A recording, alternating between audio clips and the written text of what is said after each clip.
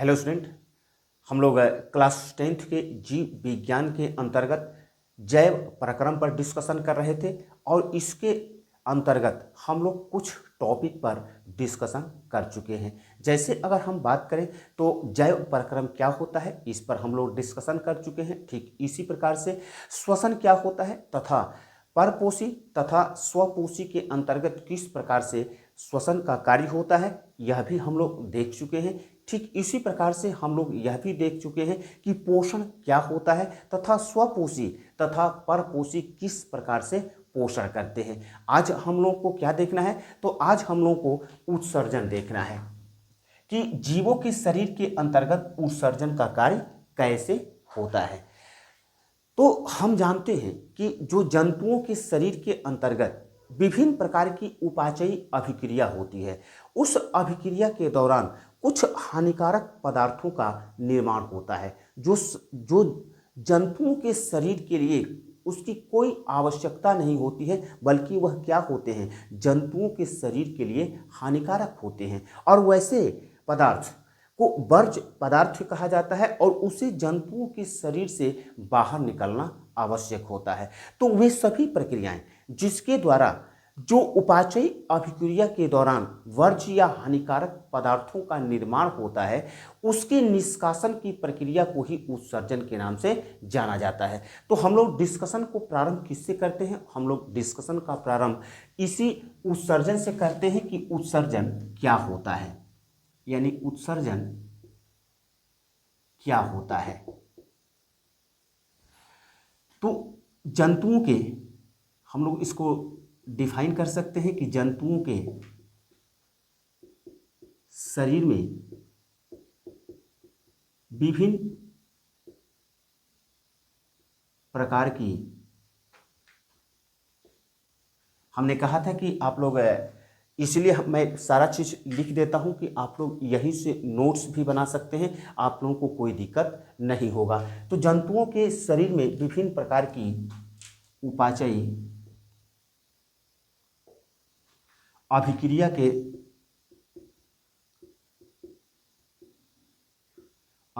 के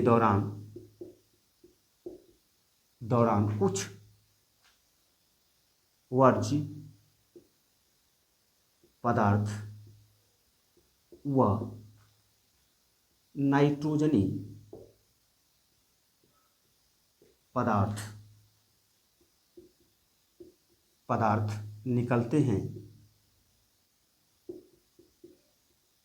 निकलते हैं। इन वर्ज्य पदार्थ व नाइट्रोजनी पदार्थों के निष्कासन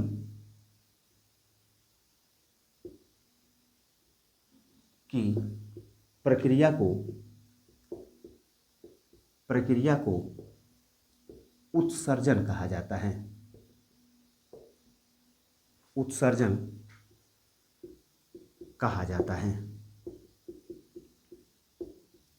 उत्सर्जन कहा जाता है, यानी उत्सर्जन क्या है, तो उत्सर्जन जंतुओं के शरीर में विभिन्न प्रकार की उपाचयी, यानी हम लोग अभी समझेंगे, अभी हम समझाएंगे कि उपाचयी अभिक्रिया क्या होता है के दौरान कुछ वर्ज्य पदार्थ का मतलब होता है हानिकारक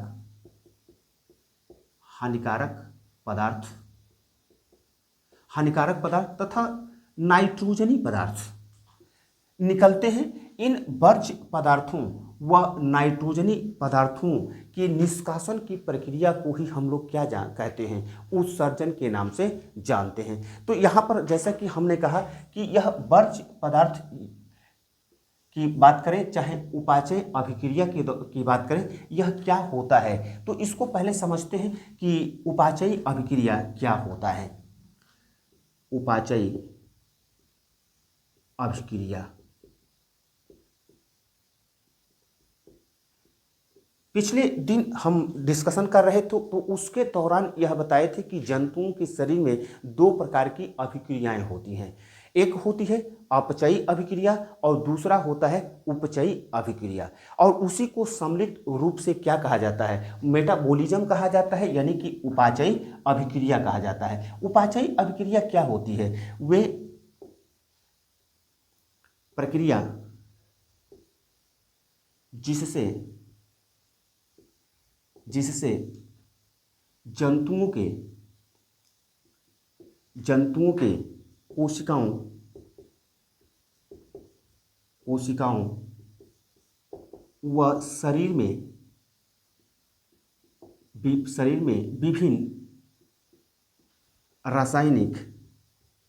विभिन्न रासायनिक पदार्थ का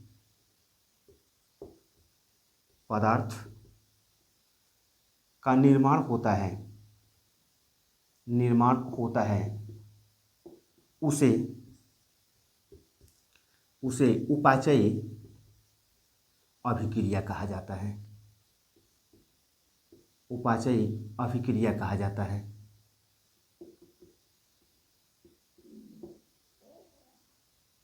उपाचयी अभिक्रिया कहा जाता है। उपाचयी अभिक्रिया के परिणाम स्वरूप उपाचयी अभिक्रिया जंतुओं को वृद्धि,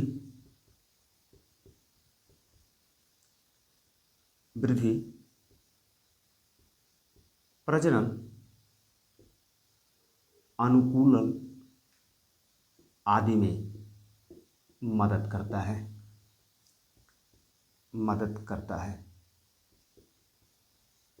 यानी उपाचयी अभिक्रिया क्या होती है, तो वे प्रक्रिया जिससे जंतुओं के कोशिकाओं व शरीर में विभिन्न रासायनिक पदार्थों का निर्माण होता है, उसे उपाचयी अभिक्रिया कहा जाता है। उपाचयी अभिक्रिया जंतुओं को वृद्धि, जनन, अनुकूलता आदि में क्या करता है, मदद करता है। यह जो उपाचयी अभिक्रिया होती है वह दो प्रकार की होती है, जैसे कि हमने पिछले दिन कहा था। कौन कौन सी होती है, तो अपचयी अभिक्रिया।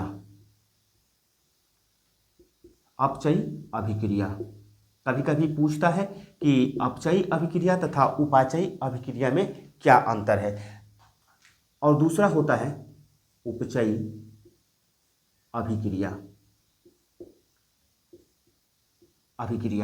अब देखिए, अब यहाँ पर उपाचयी अभिक्रिया है और यहाँ पर उपचयी अभिक्रिया है। इसका अंतर समझने का प्रयास कीजिएगा, क्योंकि उपाचयी अभिक्रिया के दौरान अपचयी अभिक्रिया तथा उपचयी अभिक्रिया दोनों अभिक्रियाएं हो रही हैं, लेकिन उपचयी अभिक्रिया एक विशेष प्रकार की क्रिया है जो हमारे जंतुओं के शरीर में संपन्न होती है। अपचयी अभिक्रिया क्या है, तो अपचयी अभिक्रिया के दौरान क्या होता है, तो कार्बनिक पदार्थ का विघटन होता है। कार्बनिक पदार्थ का विघटन होता है। कार्बनिक पदार्थ कौन कौन से, जैसे अगर हम बात करें तो कार्बोहाइड्रेट तथा वसा के विघटन से ऊर्जा मुक्त होता है। और इसीलिए मैं पिछले दिन जो बता रहा था, तो अपचयी अभिक्रिया के लिए बता रहा था कि इतना अंतर याद रखिएगा कि अपचयी अभिक्रिया क्या है, उपचयी अभिक्रिया क्या है। तो अपचयी अभिक्रिया के दौरान क्या होता है, ऊर्जा मुक्त होता है या ऊर्जा का उत्पादन होता है। इस बात को ध्यान रखिएगा। यानी ये क्या है, अंतर भी है। और अपचयी अभिक्रिया क्या होती है, तो वे सभी अभिक्रियाएं जिसके दौरान कार्बनिक पदार्थों का विघटन होता है और खास तौर से कार्बोहाइड्रेट तथा वसा के विघटन के परिणाम स्वरूप ऊर्जा का उत्पादन होता है, उस अभिक्रिया को हम लोग अपचयी अभिक्रिया के नाम से जानते हैं। तो उपचयी अभिक्रिया क्या है, तो उपचयी अभिक्रिया वे अभिक्रियाएं होती हैं जिसके दौरान क्या होता है, ऊर्जा खपत होती है। जैसे हम लोग क्या करते हैं, हम लोग उत्सर्जन का काम करते हैं। जैसे यह उत्सर्जन का काम हो रहा है तो इस उत्सर्जन के दौरान विभिन्न प्रकार की क्रियाएं होंगी और उस क्रिया के लिए हमें किस चीज़ की आवश्यकता होगा, हमें ऊर्जा की आवश्यकता होगी। ठीक उसी प्रकार से प्रजनन के लिए या कोशिकाओं के निर्माण के लिए या ऊतकों के मरम्मत के लिए विभिन्न प्रकार के जो अभिक्रियाएं होंगी उसके लिए हमें क्या आवश्यक होगा, ऊर्जा की आवश्यकता होगी। और उन सभी क्रियाओं को हम लोग क्या कहते हैं, उपचयी अभिक्रिया के नाम से जानते हैं। और यही कारण है कि इस अपचयी अभिक्रिया के दौरान क्या होता है, तो ऊर्जा का उपयोग होता है, ऊर्जा का उपयोग होता है। तो यह पिछले दिन भी बताए थे कि अपचयी अभिक्रिया क्या है, उपचयी अभिक्रिया क्या है, और इसके दौरान आज संपूर्ण रूप से बताए हैं कि उपाचयी यानी कि मेटाबॉलिज्म प्रोसेस क्या होता है।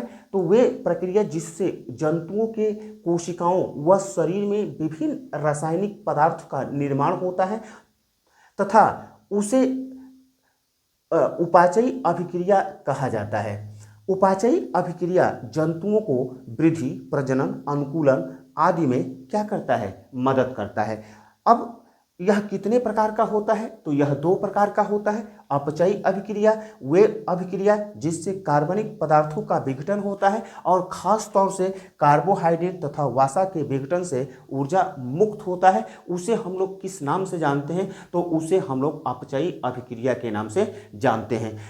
ठीक उपाचयी अभिक्रिया वे अभिक्रिया होती है जिससे जंतुओं के शरीर में ऊर्जा का खपत होता है, उपयोग होता है तथा जंतु अपने दैनिक कार्य को आसानी से संपन्न करते हैं। वैसी क्रिया को हम लोग अपचयी अभिक्रिया के नाम से जानते हैं। अब प्रश्न उठता है कि ये वर्ज्य पदार्थ क्या हैं,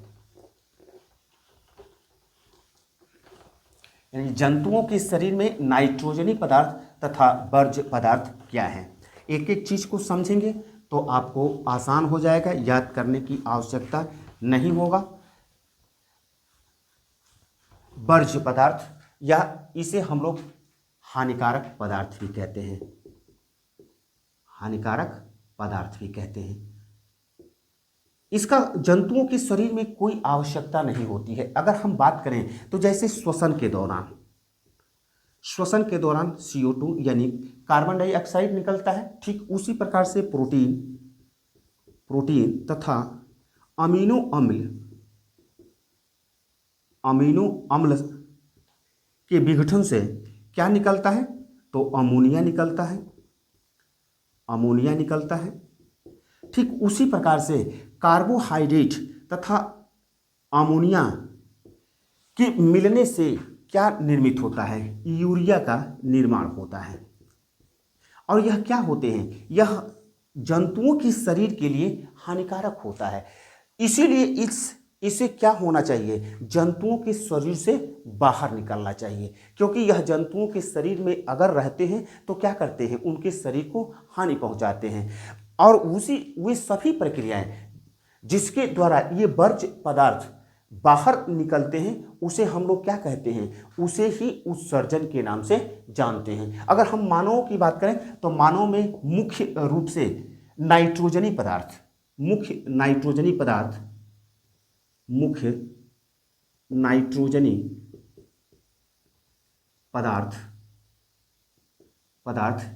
यूरिया का निर्माण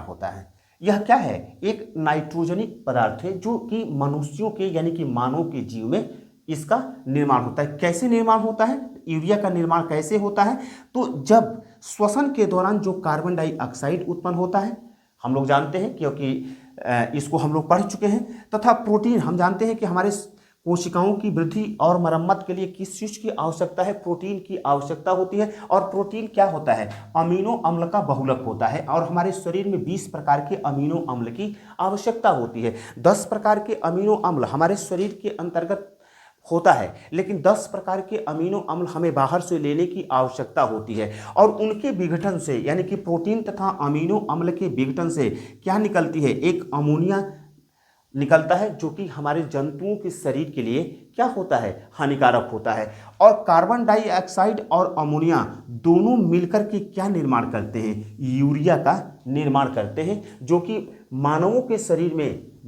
शरीर में मुख्य नाइट्रोजनी पदार्थ है। और यह क्या होता है, हानिकारक होता है। इसे शरीर से बाहर निकलना आवश्यक होता है और इसी प्रक्रिया को हम लोग क्या कहते हैं, उत्सर्जन के नाम से जानते हैं।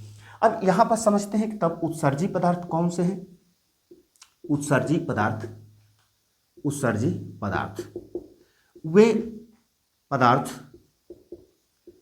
यानी अगर हम लोग डिफाइन करें कि उत्सर्जी पदार्थ कौन कौन से, उत्सर्जन क्या है, और उसके बाद हम लोग यह समझने का प्रयास करते हैं कि उत्सर्जी पदार्थ कौन कौन से, तो वे पदार्थ जो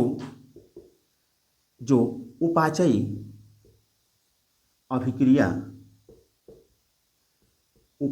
अभिक्रिया के दौरान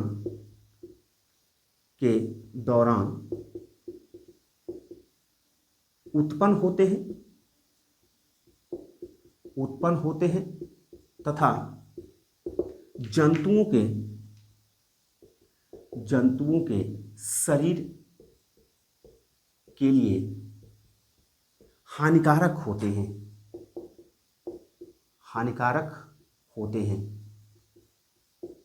हैं।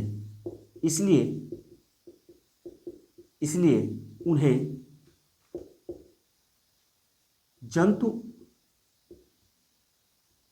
जंतुओं के शरीर से बाहर निकलना आवश्यक होता है।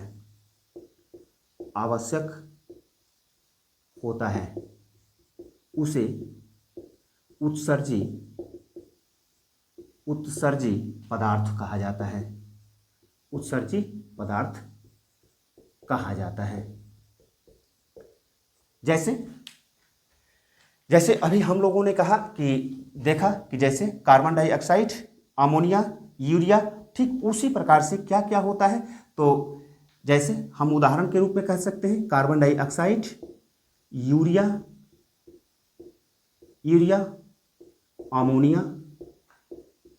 अमोनिया, यूरिक अम्ल,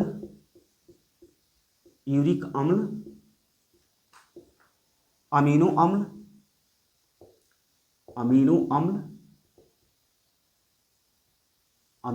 अम्ल, यह क्या है, यह नाइट्रोजनी पदार्थ है। नाइट्रोजनी पदार्थ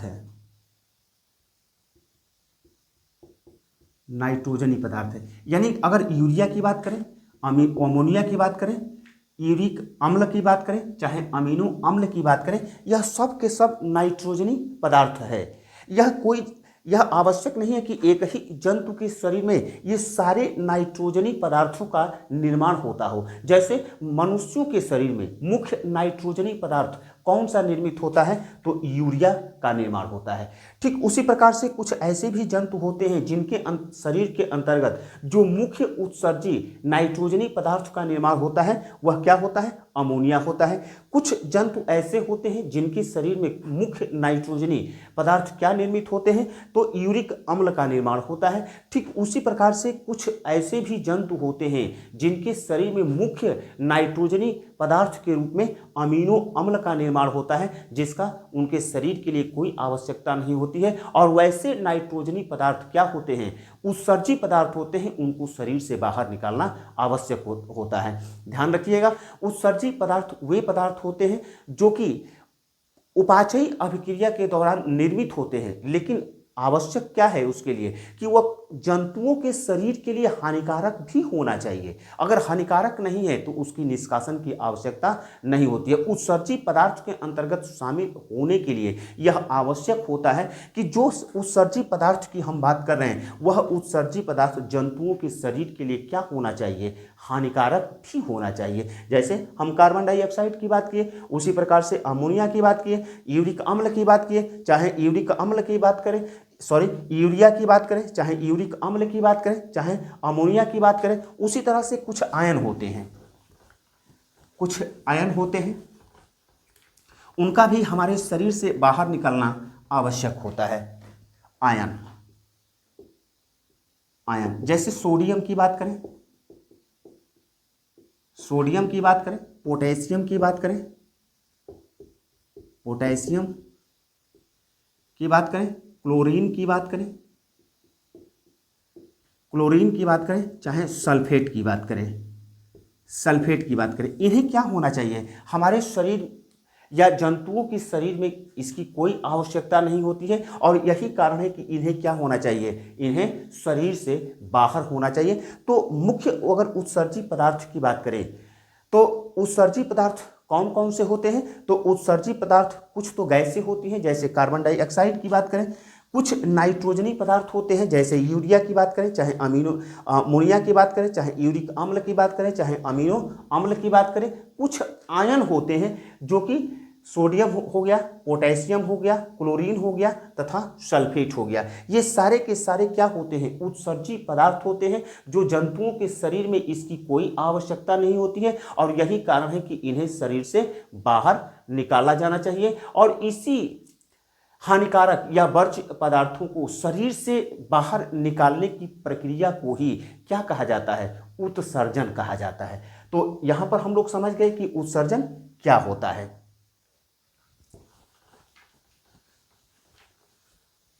अब हम लोग आगे बढ़ते हैं कि मानवों में विभिन्न प्रकार के उत्सर्जी अंग कौन कौन से होते हैं, क्योंकि प्रत्येक जंतुओं के अंतर्गत सभी प्रकार के उत्सर्जी पदार्थ का निर्माण नहीं होता है। हमने बताया कि जो मनुष्य होते हैं, ध्यान रखिएगा ये बहुविकल्पी के लिए बहुत ही महत्वपूर्ण क्वेश्चन है, क्योंकि यह पूछ सकता है कि मनुष्य के शरीर के अंतर्गत मुख्य रूप से कौन सा नाइट्रोजनी पदार्थ का निर्माण होता है? तो मनुष्य के शरीर में मुख्य रूप से नाइट्रोजनी पदार्थ यूरिया का निर्माण होता है। जैसे नाइट्रोजनी पदार्थ की हम बात कर रहे थे, यूरिया की बात करें, चाहे अमोनिया की बात करें, चाहे यूरिक अम्ल की बात करें, चाहे अमीनो अम्ल की बात करें, तो विभिन्न प्रकार के जो जंतु होते हैं उनके अंतर्गत ये मुख्य रूप से नाइट्रोजनी पदार्थ का निर्माण होता है और वह क्या होते हैं? उत्सर्जी पदार्थ कहलाते हैं। ठीक उसी प्रकार से अगर स्वपोषियों की बात करें, जैसे पादप की बात करें, तो पादपों के अंतर्गत भी विभिन्न प्रकार के उत्सर्जी पदार्थ होते हैं जो कि क्या होते हैं? उनके शरीर से बाहर निकल, जैसे गोंद की बात करें, आप लोग पौधे देखते होंगे, उनसे गोंद निकलता है या विभिन्न प्रकार के रस निकलते हैं, या फिर कुछ उत्सर्जी पदार्थ होते हैं जो कि पौधों के पत्तों में आकर के क्या हो जाते हैं? संग्रहित होते रहते हैं और यही कारण है कि पौधे के पत्ते क्या हो जाते हैं? पीले होकर के गिर जाते हैं, यानी उनका भी निष्कासन आवश्यक होता है। हम जानते हैं कि स्वपोषियों के अंतर्गत भी क्या होता है? उत्सर्जन का कार्य होता है। जैसे उनके अंतर्गत चलिए हम लोग आगे जब मानव के उत्सर्जन को पढ़ लेंगे तो उसके दौरान हम लोग इसको देखेंगे। तो मानव हम लोग विभिन्न या कहें कि उत्सर्जी अंग, तो देखिए हम लोग के जो हाई स्कूल लेवल के अंतर्गत हम लोग को यह देखना है कि मानव में उत्सर्जन कैसे होता है, इसीलिए हम लोग मानव उत्सर्जन अंग पर विशेष रूप से चर्चा करेंगे, क्योंकि सभी जंतुओं के अंतर्गत उत्सर्जी अंग भिन्न भिन्न हो सकते हैं। जैसे कि ज्वाला कोशिका, जितने प्लेटीहेल्मिन्थ कोशिका, जितने भी प्लेटीहेल्मिन्थ संघ के जंतु होंगे वह क्या करते हैं? उनके अंतर्गत जो उत्सर्जन का काम होता है उसमें एक विशेष प्रकार की कोशिका होती है जिसको क्या कहा जाता है? ज्वाला कोशिका कहा जाता है। और वह क्या कार्य करते हैं? उसी के माध्यम से उत्सर्जन का काम करते हैं। लेकिन मानवों के अंतर्गत कौन कौन से उत्सर्जी अंग होते हैं? उत्सर्जी अंग होते हैं। तो मानव के अंतर्गत उत्सर्जी अंगों की बात करें तो उत्सर्जी अंग कौन कौन से होते हैं? तो वृक्क कितने होते हैं? 2 होते हैं, यानी एक जोड़ी होता है। इसी को हम लोग क्या कहते हैं? किडनी कहते हैं। उसके बाद दूसरा उत्सर्जी अंग में कौन आता है? तो एक मूत्र वाहिनी, यह भी क्या होता है? एक जोड़ी होती है। अगर तीसरे की बात करें तो तीसरे के अंतर्गत क्या आता है? तो मूत्राशय आता है। मूत्राशय यह एक होता है, यह जोड़ी में नहीं होता है। और चौथा होता है मूत्र मार्ग। मूत्र मार्ग यह भी क्या होता है, एक ही होता है। तो यह है मानव के मुख्य उत्सर्जी अंग। अगर हम उत्सर्जी अंगों की बात करें तो इसके अंतर्गत कुछ अन्य अंग भी आते हैं जिनसे उत्सर्जन का काम होता है, जैसे फुफ्फुस या फेफड़ा। हम लोग जब श्वसन देख रहे थे तो श्वसन के अंतर्गत देख रहे थे कि फेफड़ा क्या करता है। फेफड़ा रक्त को ऑक्सीजन देता है तथा जो रक्त के माध्यम से जो कार्बन डाइऑक्साइड आता है उसको बाहर निकालने का काम करता है। तो यह क्या करता है, CO2 को बाहर निकालता है। यह भी क्या करता है, उत्सर्जन का काम करता है। ठीक इसी प्रकार से उत्सर्जी अंग अगर हम त्वचा की बात करें तो यह भी, त्वचा भी उत्सर्जन का कार्य करता है। कैसे करता है, तो देखिए त्वचा में दो प्रकार की ग्रंथियां होती हैं, श्वेत ग्रंथियां, श्वेत ग्रंथियां तथा तेल ग्रंथियां, जिसको आयल ग्लैंड्स कहा जाता है, तेल ग्रंथियां। अब तेल ग्रंथियों से क्या निकलता है, तो कुछ ऑयली यानी कि तैलीय तरल पदार्थ निकलता है, तरल पदार्थ निकलता है। इस तरल पदार्थ से क्या होता है, त्वचा की रक्षा होती है, त्वचा की सुरक्षा होता है और इससे त्वचा क्या होती है, त्वचा कोमल बनी रहती है। तो ये कार्य किससे होता है, यह तेल ग्रंथियों से होता है। और उसी तरह से श्वेत ग्रंथियां हैं, श्वेत ग्रंथियां से क्या निकलता है, पसीना किससे निकलता है, तो श्वेत ग्रंथियों से निकलता है। और ये पसीने में जल तथा मुख्य रूप से लवण पाया जाता है, जो कि हमारे शरीर में जो अतिरिक्त जल होता है तथा लवण होता है उसको बाहर निकालने का, उत्सर्जन करने का काम करता है। लेकिन पसीने का काम क्या है, पसीना निकलने का मुख्य कार्य है शरीर के ताप को, शरीर के ताप को नियंत्रित करना, नियंत्रित करना, नियंत्रित कर। तो यह भी उत्सर्जी अंग है, यानी कि फुसफुस फेफड़ा भी उत्सर्जन का काम कर रहा है, क्योंकि जो हमारे शरीर के अंतर्गत उपाचयी प्रक्रिया के दौरान एक गैस के रूप में कार्बन डाइऑक्साइड का निर्माण हो रहा है, वह कार्बन डाइऑक्साइड किसके माध्यम से, फेफड़ा के द्वारा बाहर निकाला जाता है। तो यह भी एक उत्सर्जन का काम करता है। ठीक उसी प्रकार से जो हमारी त्वचा होती है, त्वचा के अंतर्गत दो प्रकार की ग्रंथियां होती हैं, श्वेत ग्रंथियां तथा तेल ग्रंथियां। श्वेत ग्रंथियों से निकलने वाले पसीने में क्या होता है, जल तथा लवण की मात्रा, अन्य पदार्थ होते हैं लेकिन मुख्य रूप से जल तथा लवण होता है, जिसको क्या करता है, उत्सर्जन का कार्य करता है, जिससे हमारे शरीर के क्या होता है, पसीने का मुख्य कार्य क्या होता है, हमारे शरीर के ताप को नियंत्रित करना। लेकिन इसके माध्यम से कुछ उत्सर्जी पदार्थ हमारे शरीर से बाहर निकलते रहते हैं। उसी प्रकार से त्वचा में तेल ग्रंथियां होती हैं, तेल ग्रंथियों से तैलीय तरल पदार्थ निकलता है और तैलीय तरल पदार्थ क्या करते हैं, वह हमारे त्वचा को सुरक्षा करते हैं, हमारे सुरक्षा को कोमल बनाने का कार्य करते हैं। तो यह भी उत्सर्जन, लेकिन जो मुख्य रूप से उत्सर्जन का कार्य करते हैं उसे हम लोग मानव उत्सर्जन तंत्र में शामिल करते हैं। देखिए अंग और तंत्र में अंतर होता है। जब विभिन्न प्रकार के जो अंग होते हैं और सभी अंग समूहित होकर के एक विशेष कार्य को संपादित करते हैं तो वह क्या निर्मित करते हैं, तंत्र का निर्माण करते हैं। और मानव उत्सर्जन तंत्र के अंतर्गत कौन कौन से अंग आते हैं, तो वृक्क जो एक जोड़ी होता है, उसी प्रकार से मूत्रवाहिनी जो एक जोड़ी होता है यानी कि दो होते हैं, तथा मूत्राशय जो एक होता है तथा मूत्रमार्ग जो एक होता है। हम पहले से फिगर ड्रॉ करके रखे हैं। अब अगर यहाँ पर देखिए तो ये जो रेड कलर से बनाए हैं, रेड कलर से, वह बाईं धमनी है, यह बायां या बाईं वृक्क है। यह जो नीले कलर से बनाए हैं, यह जो नीले कलर से बनाए हैं, नीले रंग से, वह बाईं शिरा है।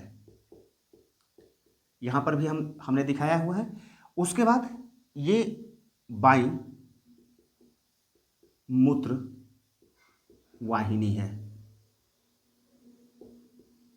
बाएं मूत्र वाहिनी है, या ये क्या है, तो मूत्राशय है, जहां पर मूत्र आकर के संगठित होता संग्रहित होता रहता है, और ये है मूत्र मार्ग, मूत्र मार्ग। तो ये एक साइड का हो गया। अगर हम दूसरी साइड की बात करें तो दूसरी साइड में जैसे ये जो रेड कलर से बना हुआ है, तो ये हो गया दायां धमनी, उसी तरह से ये जो ब्लू कलर में बना हुआ है वो हो गया दायां शिरा, ये हो गया दायां वृक्क, ये हो गया दायां मूत्र मार्ग, और हम जानते हैं कि मूत्राशय क्या होता है, एक ही होता है, और मूत्र मार्ग एक ही होता है। और यह जो संरचना है इसको क्या कहते हैं, जो रेड कलर में बना हुआ है महाधमनी कहा जाता है। और यह जो ब्लू कलर में बना हुआ है, यह क्या है, महाशिरा होती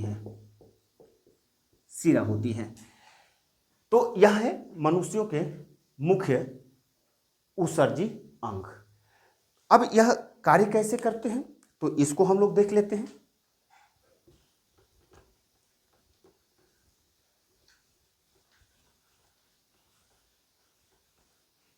देखिए, बायोलॉजी के अंतर्गत यानी जीव विज्ञान के अंतर्गत प्रश्न का उत्तर देते हैं, तो उसमें कोशिश कीजिए कि चित्र बनाने का प्रयास कीजिए। चित्र बनाना कोई डिफ़िकल्ट कार्य नहीं है, एक दो बार बनाएंगे तो आपको बनाने आ जाएगा। लेकिन चित्र बनाने के साथ ही इसका नामांकन करना आवश्यक है, क्योंकि अगर नामांकित नहीं करते हैं, उसका नाम अंकित नहीं करते हैं, तो चित्र बनाने से कोई फायदा नहीं रहता है।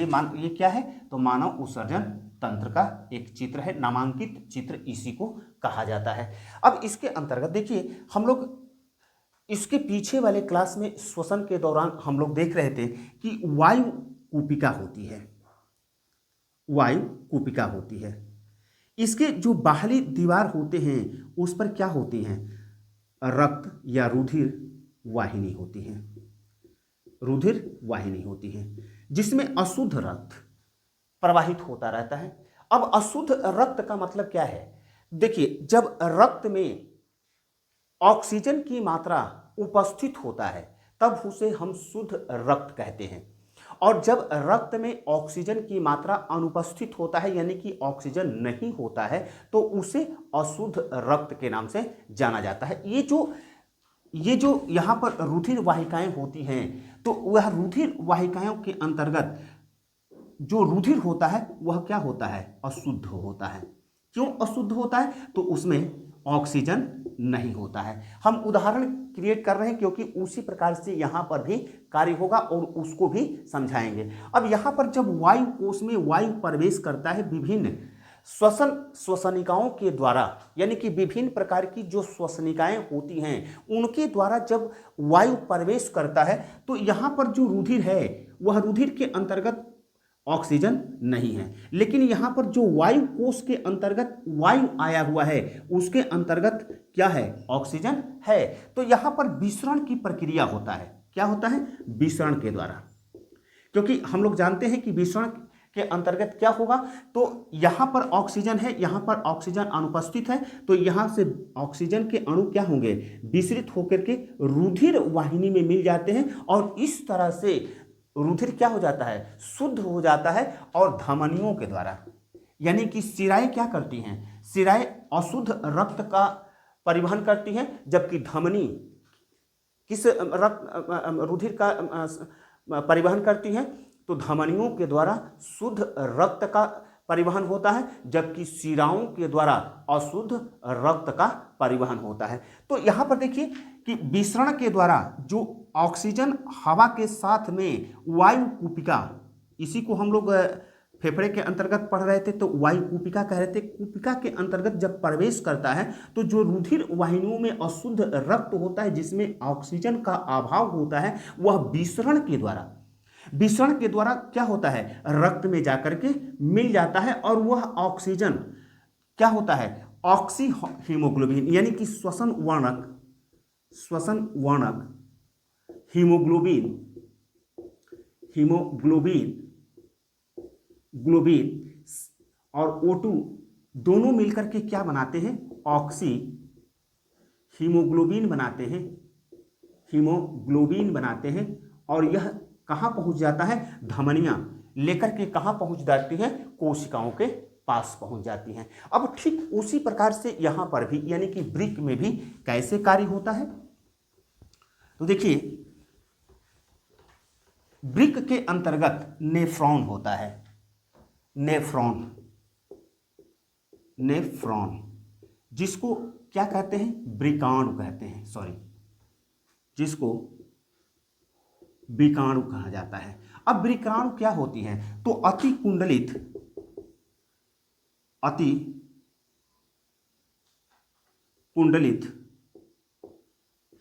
कुंडलित संरचना को वृकाणु कहा जाता है। इसमें क्या क्या होते हैं, तो इसमें गुच्छ होता है, इसमें वृकाणु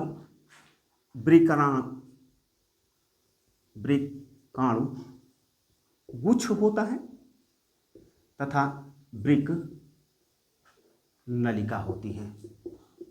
यानी यह जो संरचना बना हुआ है इसके अंतर्गत क्या होती हैं, तो अति कुंडलित अवस्था में, जिसको हम लोग वृकाणु गुच्छ के नाम से जानते हैं, नंबर 1, और नंबर 2 क्या होता है, वृकाणु नलिका होती है। अब इसके अंतर्गत कार्य क्या होता है,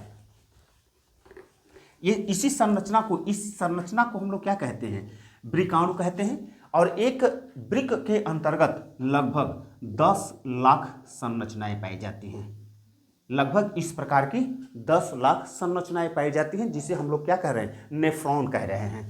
अब नेफ्रॉन के अंतर्गत जो रक्त होता है वह फिल्टर होने के लिए पहुंचता है, यानी वृक्क क्या करता है, तो रक्त को फिल्टर करने का काम करता है।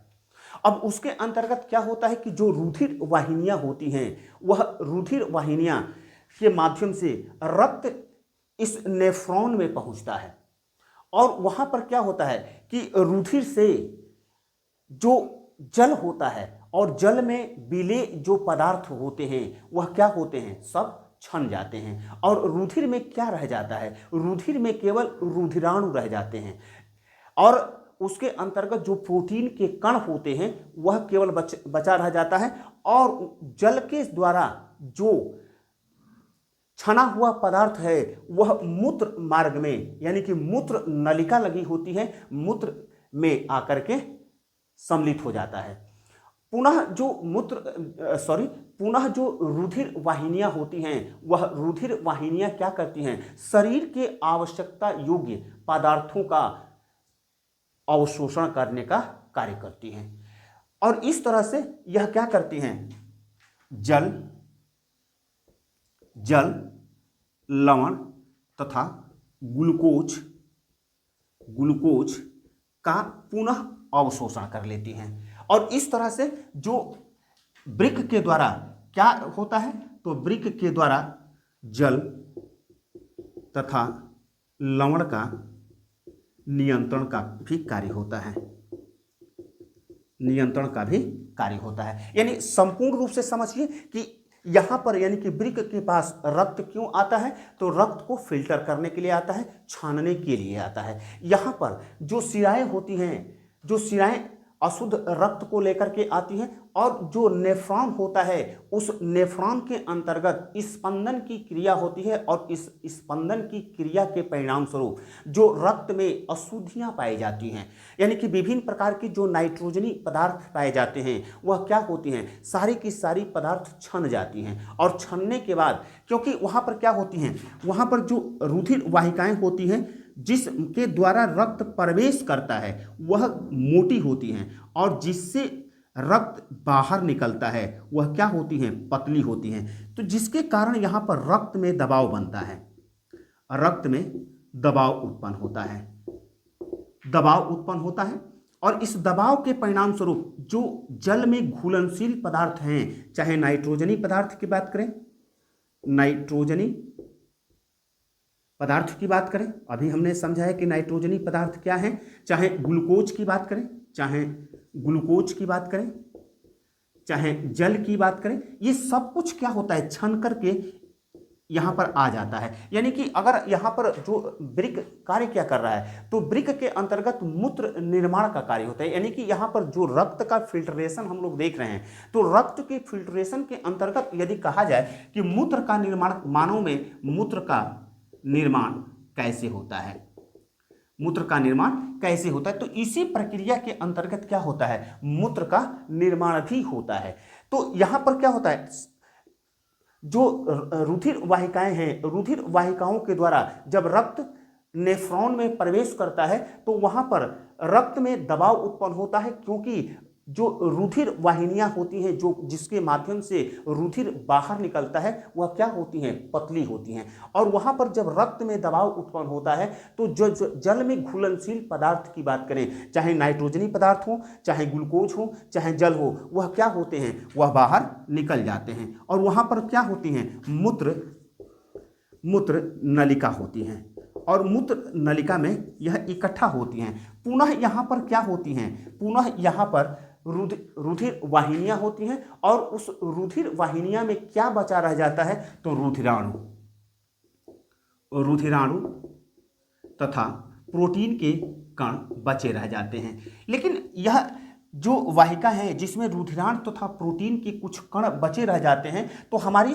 आवश्यकता योग्य जो ग्लूकोज हुआ, चाहे जल हुआ, चाहे अन्य जो पदार्थ होते हैं, वह पुनः मूत्र से क्या करती हैं, अवशोषण का कार्य करती हैं, अवशोषण का कार्य करती हैं। और अवशोषित जो पदार्थ वह रक्त में मिल जाता है, और वह धमनियों के माध्यम से हमारे शरीर में विसरित हो जाती हैं, परिवहित हो जाती हैं।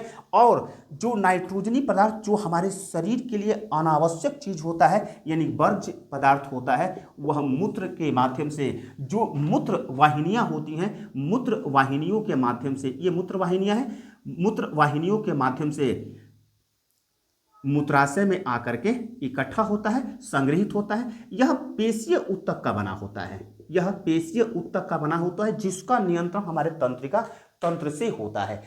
जब इसके अंतर्गत मूत्र का संग्रह ज्यादा हो जाता है, यानी कि यह ब्लैडर की तरह होता है, और जब यह फूल जाता है तो तंत्रिका तंत्र के द्वारा संकेत मिलता है, और उस संकेत के अनुसार जो मूत्र मार्ग होता है, उस मूत्र मार्ग से मूत्र के रूप में उसे बाहर निकाल दिया जाता है। अब इसके अंतर्गत जो मूत्र होता है, तो मूत्र क्या है, यहां पर यह भी देख लेते हैं कि मूत्र क्या है। मूत्र क्या है, मूत्र, तो मूत्र के विषय में अगर कहा जाए तो मूत्र पीले रंग का अम्लीय तरल पदार्थ है, जिसका पीएच मान 6 होता है, जिसका पीएच मान 6 होता है। मूत्र में क्या क्या पाए जाते हैं, तो 95% जल होता है, 95% जल, 2.7% यूरिया, 2% यूरिक अम्ल तथा अन्य पदार्थ होते हैं।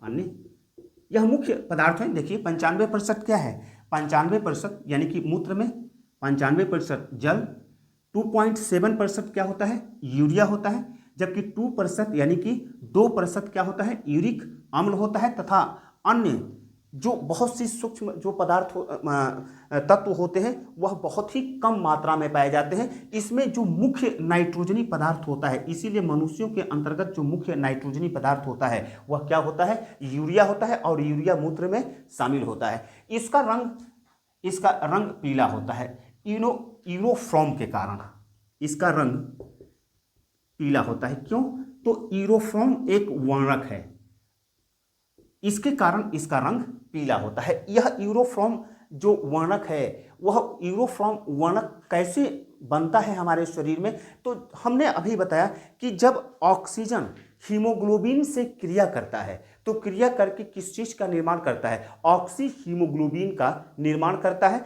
और ऑक्सी हीमोग्लोबिन के रूप में हमारी कोशिकाओं के पास पहुंचता है। और कोशिकाओं के अंतर्गत जो ऑक्सीजन है, वह ऑक्सीजन के कण टूट करके क्या हो जाते हैं, कोशिकाओं के द्वारा विषण प्रक्रिया के द्वारा कोशिकाओं में चले जाते हैं, और पुनः हीमोग्लोबिन क्या होता है, शिराओं के माध्यम से हमारे हृदय के पास आता है, पंप होता है, पुनः फेफड़े के पास जाता है, वहां पर श्वसन प्रक्रिया के द्वारा पुनः ऑक्सीजन को लेता है।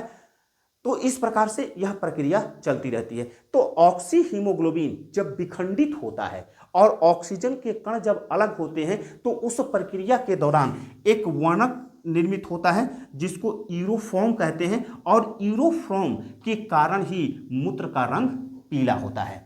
तो यह मूत्र है, यानी कि मूत्र पीले रंग का अम्लीय तरल पदार्थ है जिसका पीएच मान 6 होता है, तथा मूत्र में 95% जल, 2.7% यूरिया, 2% यूरिक अम्ल तथा अन्य पदार्थ होते हैं। मूत्र का रंग पीला इसलिए होता है क्योंकि उसमें यूरोफ्रॉम नामक एक वर्णक पाया जाता है, और वह वर्णक ऑक्सी हीमोग्लोबिन के विखंडन के परिणाम स्वरूप यूरोफ्रॉम का निर्माण होता है, जो कि मूत्र में आता है और मूत्र के रंग को क्या कर देता है, पीला कर देता है। तो यही है हमारे मानव के अंतर्गत जो वृक्क का कार्य है, मुख्य कार्य है, रक्त को छानने का कार्य है, फिल्टर करने का कार्य है, और यही है मानव के अंतर्गत वृक्क का कार्य तथा मानव उत्सर्जी अंग। Thank you.